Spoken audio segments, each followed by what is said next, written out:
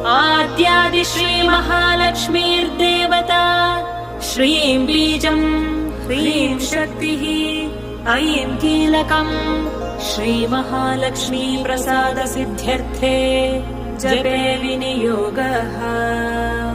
अथ ध्यानम्।